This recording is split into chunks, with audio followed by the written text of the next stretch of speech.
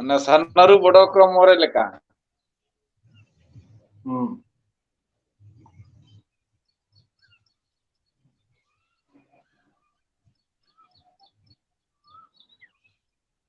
जोहार सनम को रमेश सर आपे पेंजेले हो संताड़ी न्यूज नित मिट कंट्रोवर्सी रनंग कथा बेनाव कना और बांगमा चर्चा रनंग विषय बेनाव कना अड़ी दिन खन कंट्रोवर्सी रे मेना जहां दो ऑल चिकी को विरोध गया तिनगान ईसाई स्टूडेंट को और बामा जहां क्रिश्चियन स्टूडेंट को दुमकारिन तिनगान सामना ते हेज कते ऑल चिकी विरोध ते को बयान बाजिली और ऑल चिकी विरोध ते को प्रदर्शन लिया और नोआ को दाबी लिया दो ऑल चिकी जहां स्कूल कॉलेज करे लागू कना नोआ दो को आतम मेनते नोआ को मेने ताहन नोआ को इदी कते के तेहेन अब सला बार हड़ गमके मेना कत किना और अकिन सला बो गपाल मरावा जहां दो कासदे स्पीड परगना कुमुट्रिन एडवाइजर गमके तिकिन मेना कत किना जहां दो भूपेंद्र मरंडी और नीलमणि मुर्मू गमके तिकिन गमके जोहार यार सगुन बना हड़ जाके जोहार जोहार अच्छा एतहब कुपली अलिन नीलमणि गमके अबिन ठेन लिन दोहया तो नुकु जो ऑल चिकी को विरोध या चेत विरोध रनंग कारण तको चेत और नुकु ईसाई कना को और नुकु केवल ऑल चिकी बांगे मांग रे बो नेल गया मारंग बुरु को विरोध कान गया जहां अबुरिन मारंग बुरु मारंग बोंगा मेनते बो मेनिया उनी को विरोध कान गया नुकु विरोध रनंग कारण चेत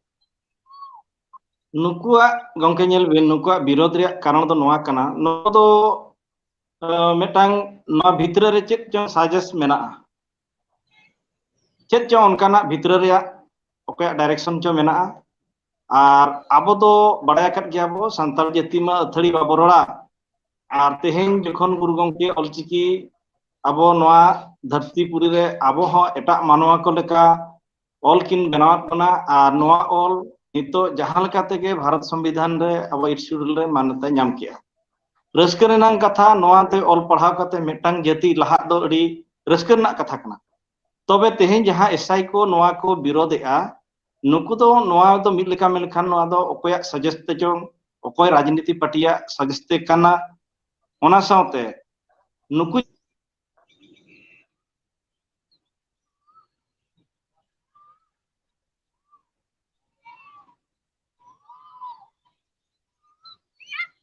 एकाल के नुकु जहां तीन दिन मांग रे मिटंग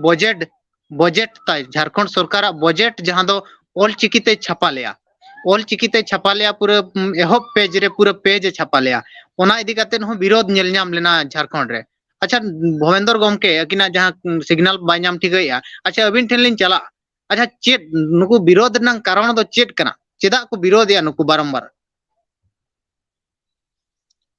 देखो रमेश बाबू नोआ कथा जदि बिन मेना तेज मा नुकु जहां को विरोध या और ईसाई धर्म हर को विरोध या मेकन सोसाइटी को नमको आडाका और सोसाइटी को उनको सहा कना ओना खातिर के ना उनको तो को अड़ी उड़ुआ को बुझाया चेदा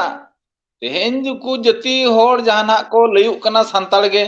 मेनखान संताल तो को संताल कान गया किंतु जाहिर बंगा खन तो को सहा गया ओंडे कोन गे अनुमानो कना नुकु जहां होर कना को जहां को विरोध या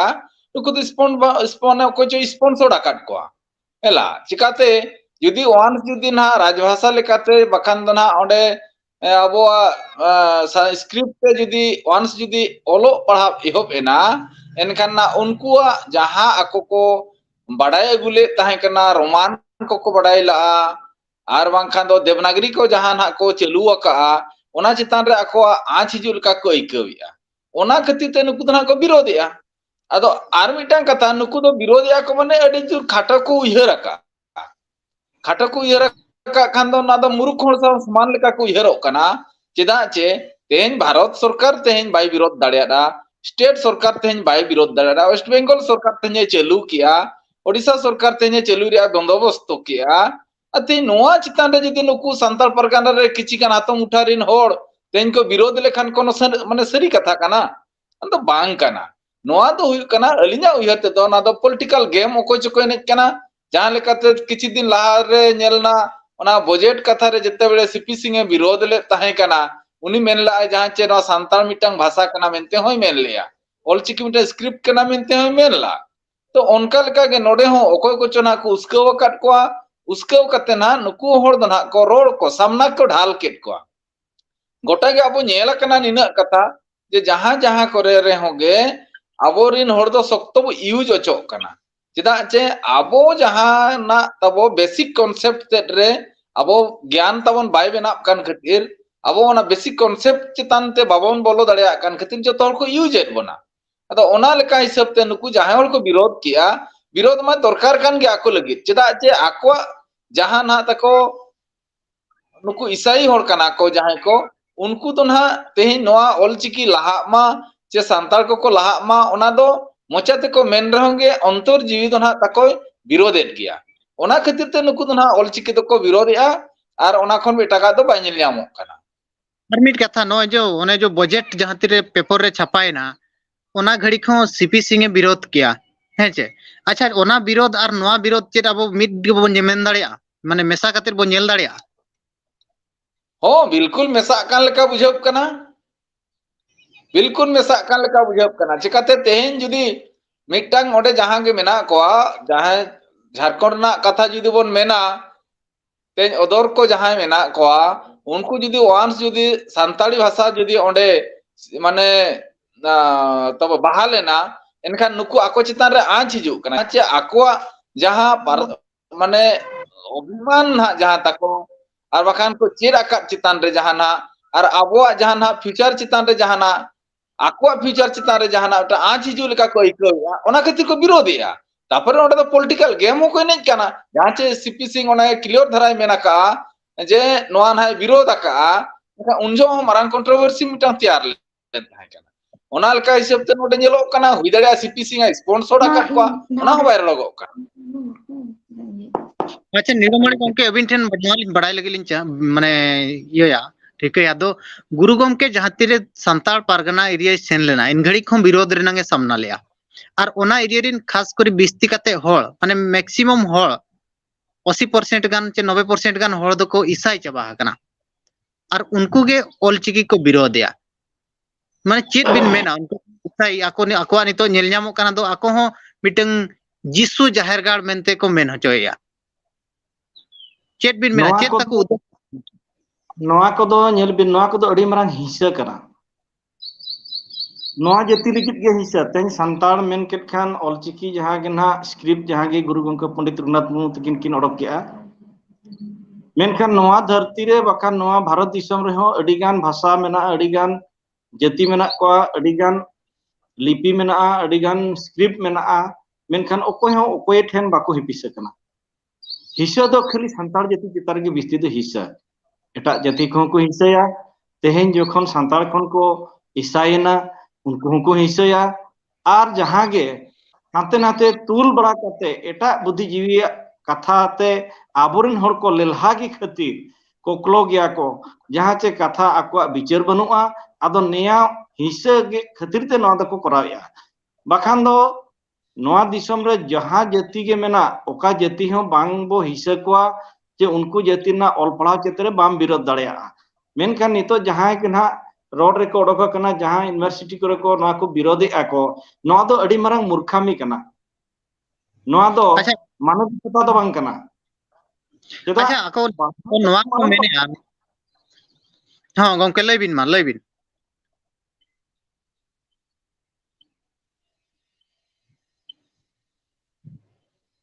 अच्छा आको नोआ मीटिंग तर्क को एमे आ हेचे नोआ को मेन होचोया दो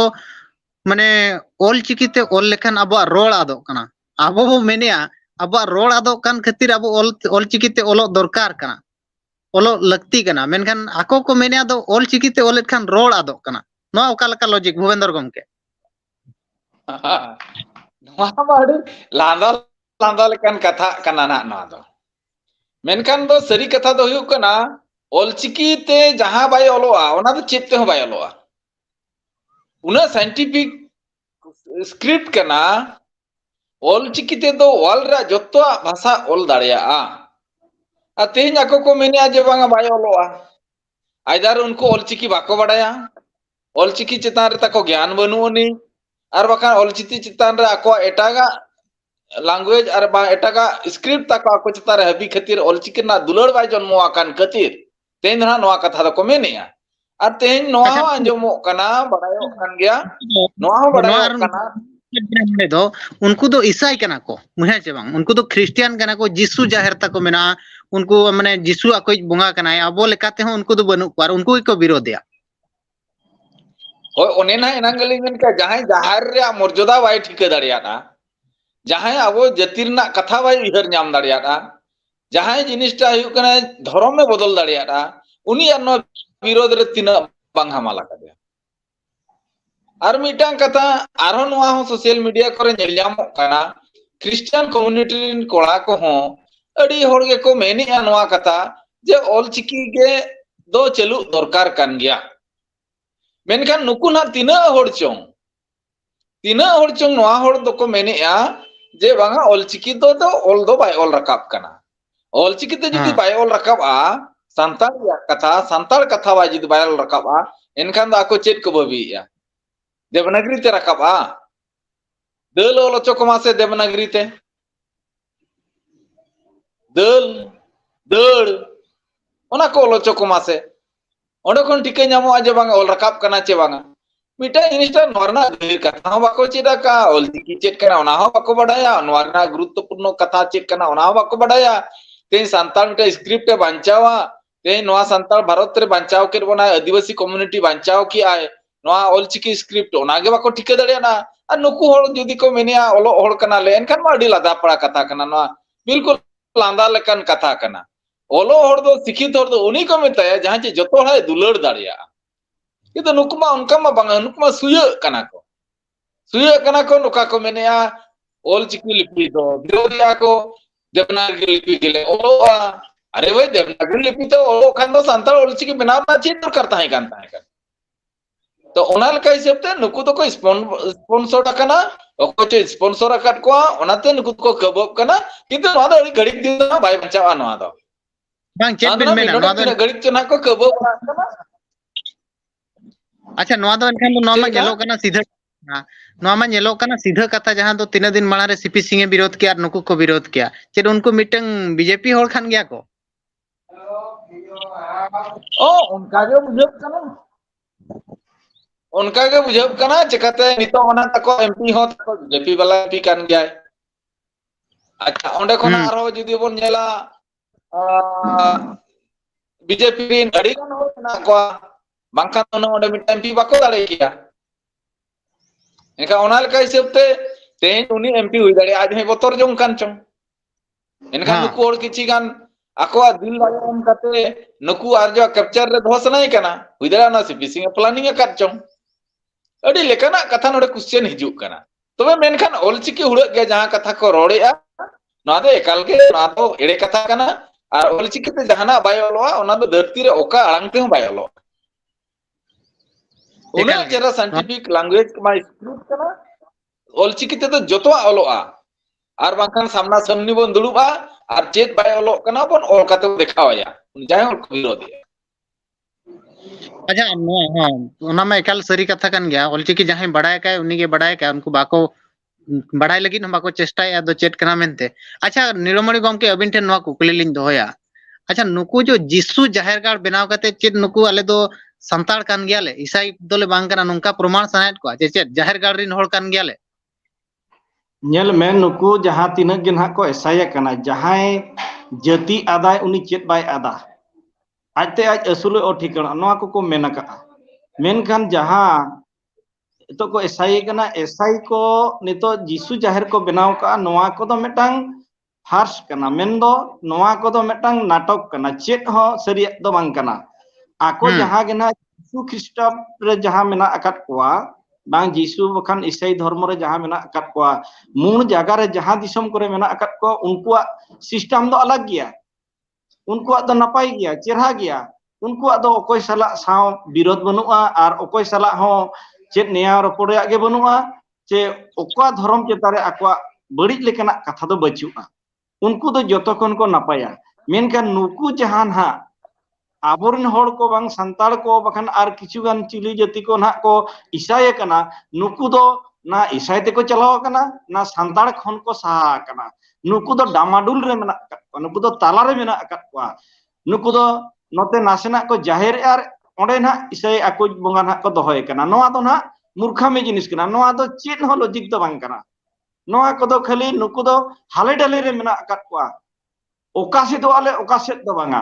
मुड़ा हो बाको सब जहां तेहें नोआ दिसम रे जहां मेना अकात कोआ ईसाई को उनको ईसाई को जहां रायरित नुकु दो बनो कोआ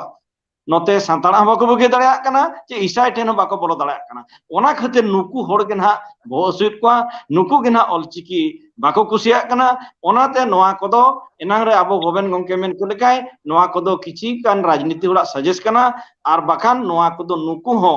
अडी जुर मूर्खामी होड़ा बुद्धिते ना को कमैया मेनखान नोआ दिसम रे दो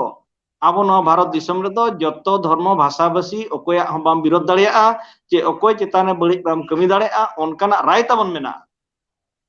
ओनकान राय तुलुजते तेहेन जहान ऑलचिकी को विरोधेआ नोआ दो जहां तिना के को विरोधा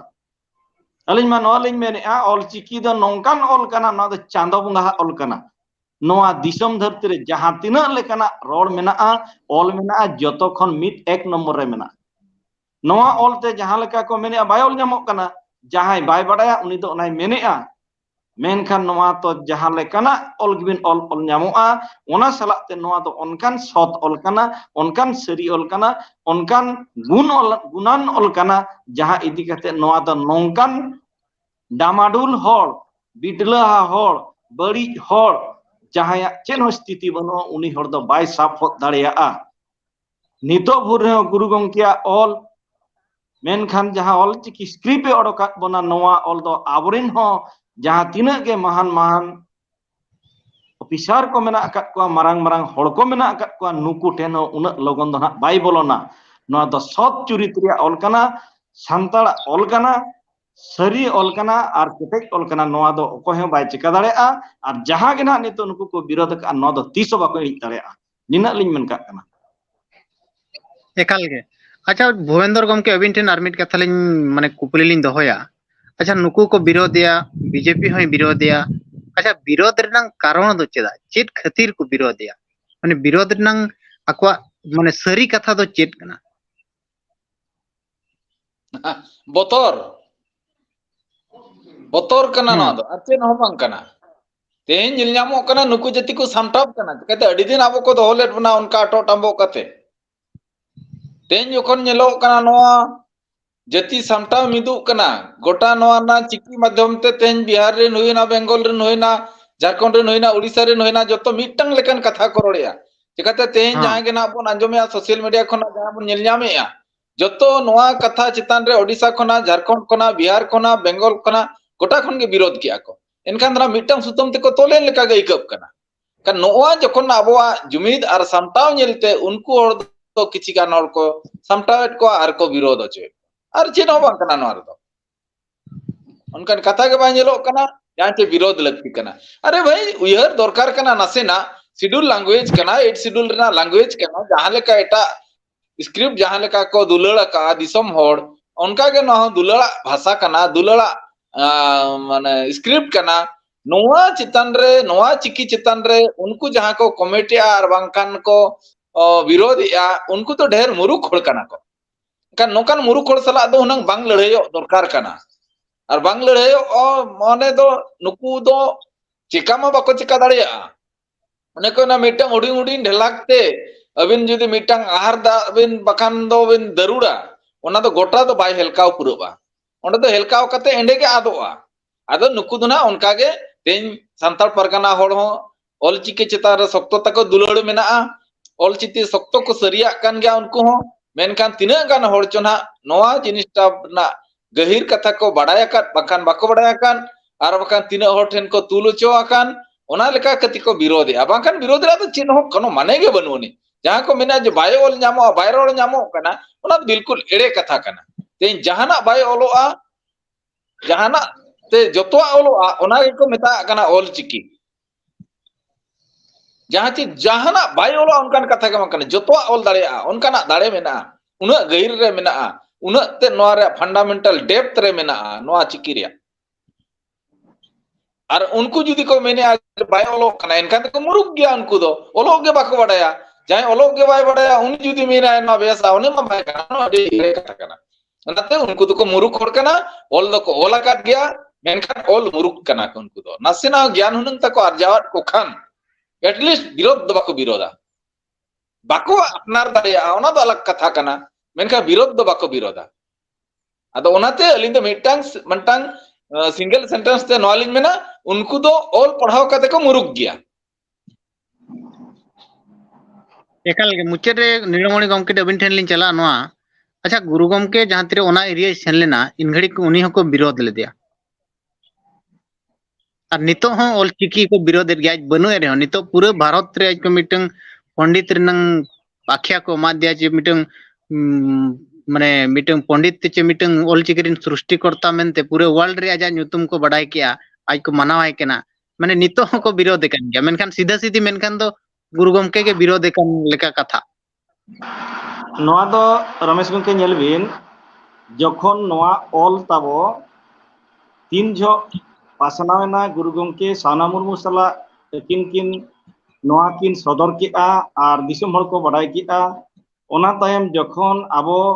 भोज राजा उड़ीसा रे ताहेकन मेंदो बारिपदा रे जखन एग्जीबिशन हुई लेना उन जो नोआ ऑल आको को इदिलेआ उन जो भोज राजा कुली लेत कोआ नोआ दो चेक कना बांगा ऑलचिकी कना अदो उनी मेता को कनाय ना चेक खातिर पे बनाव किया अकोय बनाव किया बांगा नय रघुनाथ मुर्मुय बनाव का चेदा खातिर पे बनाव किया नोआ दिसम रे मा अडिगान ऑल मेना आर हिंदी को इंग्लिश को बांग्ला को ओना ऑल तेगे तो हुनंग पे ऑलोआ